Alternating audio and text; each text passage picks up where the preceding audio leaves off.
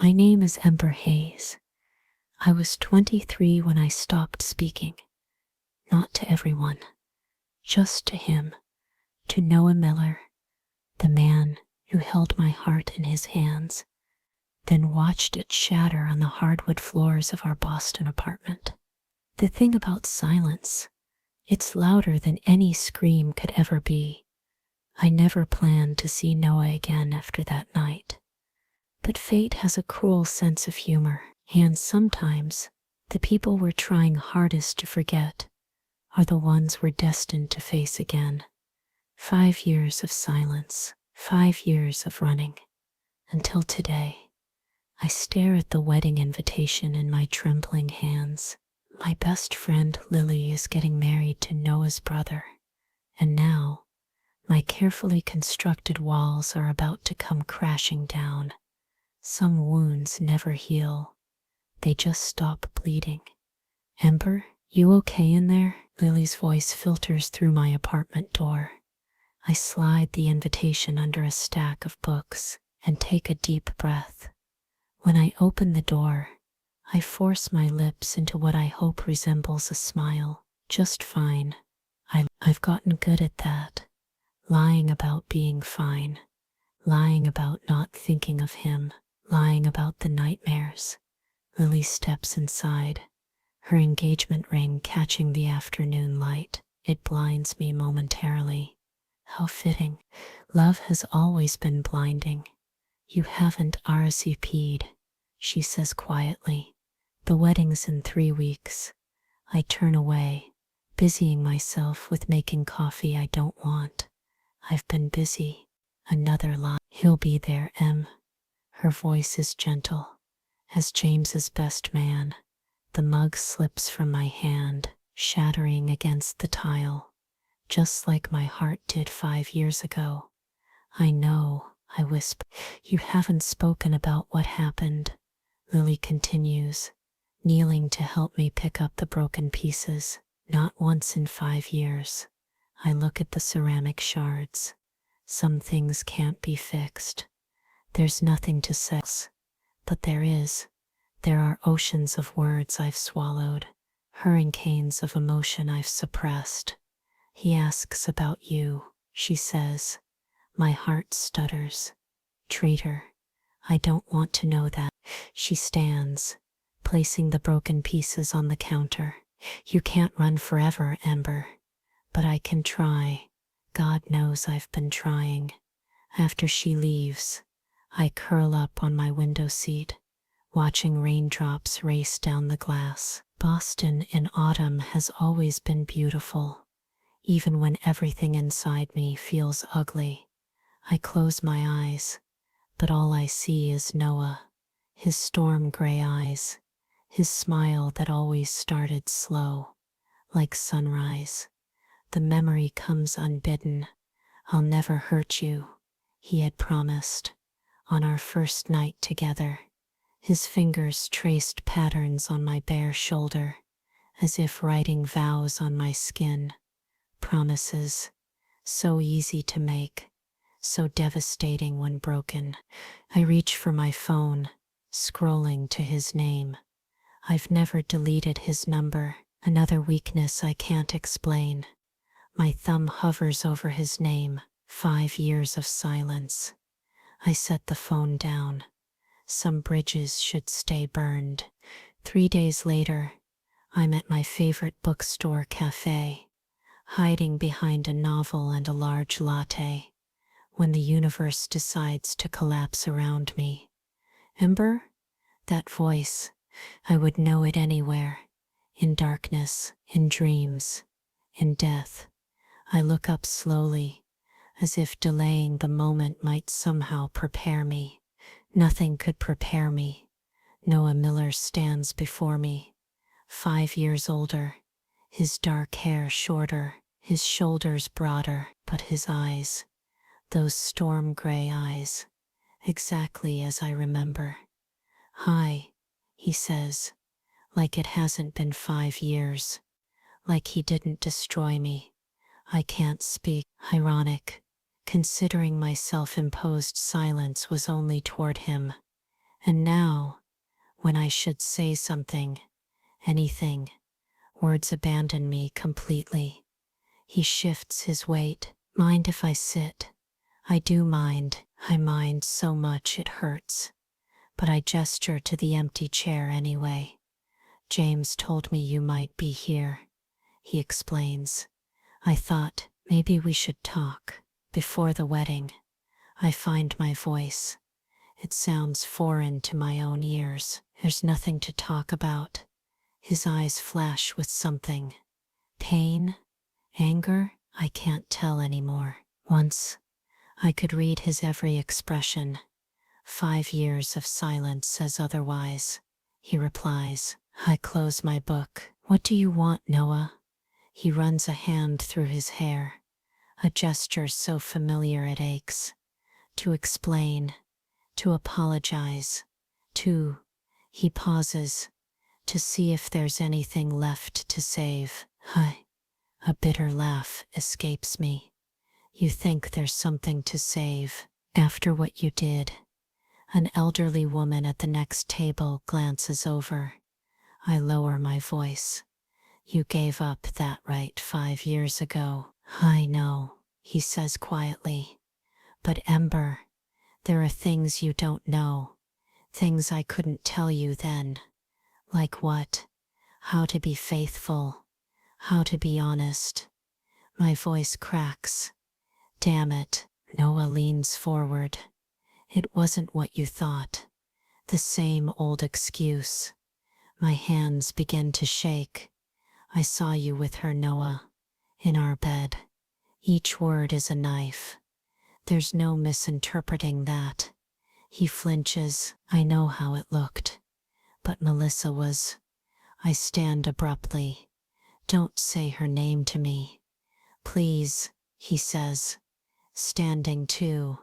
5 minutes. That's all I'm asking for. 5 minutes for 5 years. Exchange rate seems unfair. The wedding is in 3 weeks. I say finally. We'll be civil. We'll smile for photos. And then we'll go back to our separate lives. I gather my things. But as I turn to leave, his hand catches mine. Electricity, still. After everything, I never stopped loving you, he whispers. I pull my hand away. You never started. The Boston air feels too thin as I hurry away from the cafe. My chest constricts. 5 years of carefully constructed defenses, crumbling after 5 minutes. Back at my apartment, I slide to the floor, back against the door. The memories flood back. Noah and I had met in college. He was studying architecture. I was in literature. We collided, literally, in the university library. My books scattered, his coffee spilled, a meet cute for the ages. 4 years together, 4 years of building a life, a home, a future. Then came that night. I'd returned early from visiting my parents. The sound of laughter from our bedroom, her laughter, and then the sight that haunts me still. I didn't scream. I didn't cry. I simply turned around, walked out, and never spoke to him again. My phone buzzes. A text from Lily. James said Noah found you. You okay? I type back, fine, my standard response. Another buzz. A number I haven't deleted, but haven't used in 5 years. Noah, please, one conversation. That's all I ask. I stare at the screen. My finger hovers over Instead, I type, why now? After 5 years? His response comes immediately, because I'm finally free to tell you the truth. Truth? What truth could possibly explain what I saw? I throw my phone aside. I don't want his truth. I've made my own. The wedding preparations intensify as Lily's maid of honor. I can't escape them. Or him. We circle each other at the rehearsal dinner, eyes meeting across rooms, then quickly looking away. The rest of the wedding party notices. How could they not? The silence between us is deafening. You two need to figure this out. James, Noah's brother and the groom, tells me at the end of the night. For Lily's sake, for yours, there's nothing to figure out. I insist. James gives me a knowing look. I've known you since freshman year. You're still wearing his grandmother's watch. I instinctively cover the vintage timepiece on my wrist. I've never been able to take it off. It's just a watch, I mutter. And you're just in denial. He squeezes my shoulder gently. That night, I stare at Noah's last text until the words blur. Because I'm finally free to tell you the truth. What did that mean? Free from what? Against my better judgment, I text back. Tomorrow, Boston Common, 3 p.m. His response, I'll be there. Sleep doesn't come. Instead, I watch the shadows play across my ceiling, remembering how Noah used to trace the constellations on my back. How safe I felt in his arms. How completely that safety shattered. The next day dawns crisp and clear, perfect autumn weather. I dress carefully, armoring myself in dark jeans and a blue sweater he once said matched my eyes. A small defiance. See what you lost. Boston Common is crowded with tourists and locals enjoying the fall colors. I spot him immediately, sitting on a bench near the pond, hands clasped between his knees. He looks up as I approach, relief washing over his features.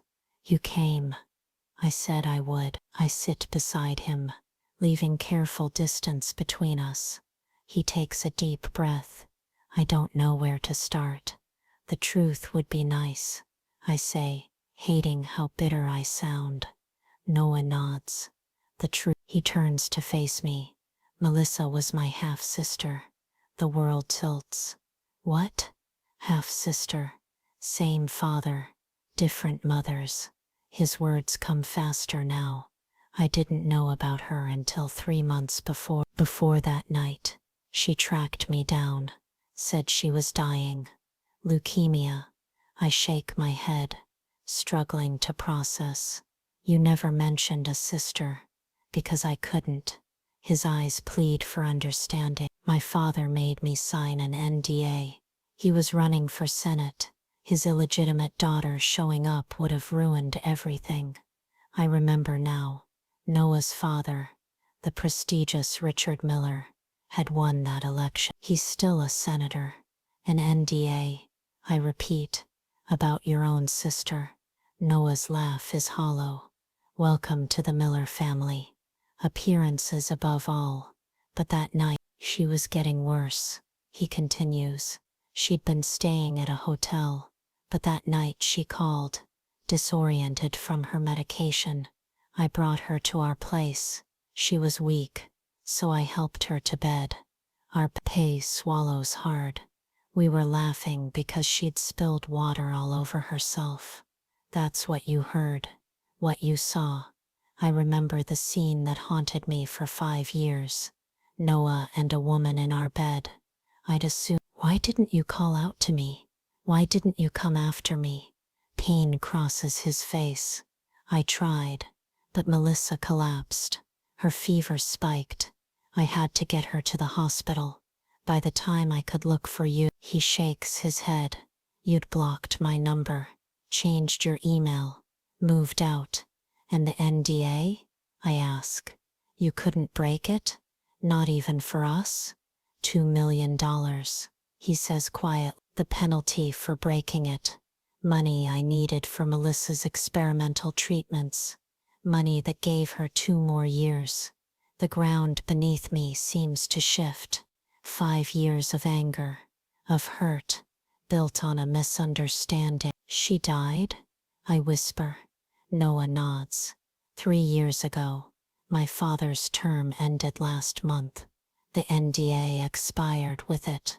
That's why I can finally tell you. He reaches for my hand.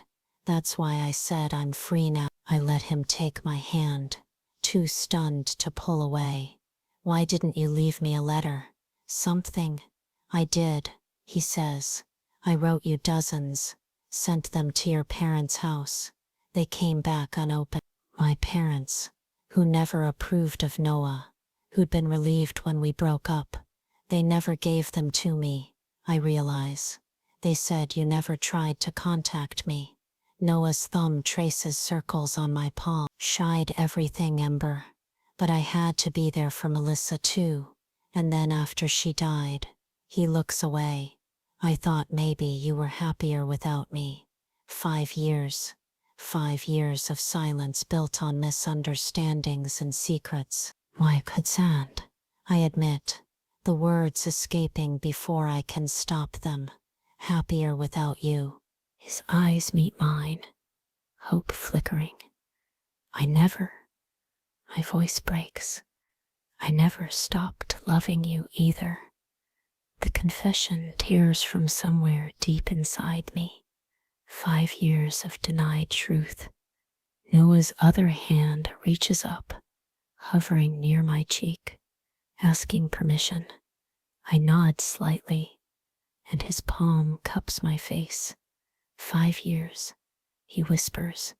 5 years of silence. Can silence be broken? I ask. Just like that? He shakes his head. Not just like that. It'll take time, trust, rebuilding.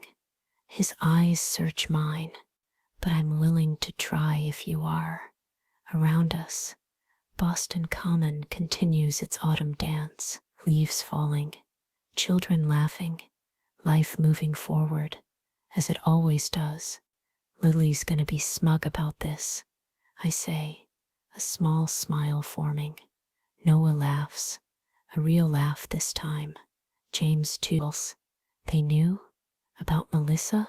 Yes, James was the only family BIM who supported me. And Lily, he pauses. She figured it out last year, when James finally told her. She's been trying to get us in the same room ever since. The wedding, the coincidental meeting at my favorite cafe. Not coincidences at all. I'm still angry. I tell him honestly, not just at you, at the situation, at your father, at my parents, at 5 years lost. Me too, he says. But maybe we can be angry together, and then, maybe, we can heal together too. I look down at our joined hands, at his grandmother's watch on my wrist. Time lost, time that could be found again. One step at a time, I suggest. One word at a time, he counters, a small smile playing at his lips, breaking the silence. In the distance, church bells ring. 3 o'clock, a new hour, perhaps a new beginning. I'd like that, I whisper, and for the first time in 5 years, the silence between us isn't deafening. It's simply quiet, a quiet filled with possibility, with words waiting to be spoken, with a story waiting to be rewritten. When the silence breaks, it doesn't shatter, it simply like a door long closed, finally unlocked. Noah stands, still holding my hand. Walk with me. I rise to join him. Yes, one word, one step, the beginning of 1,000 more. My silence has broken, and in its place, something new begins to grow. If you enjoyed Ember and Noah's journey of healing and second chances, please hit that like button and subscribe to our channel for more heartfelt stories about love, overcoming trauma. Share with someone who needs to hear that silence can be broken. Your comments inspire our next stories. What healing journey should we tell next? Until then, remember, some bridges aren't meant to stay burned.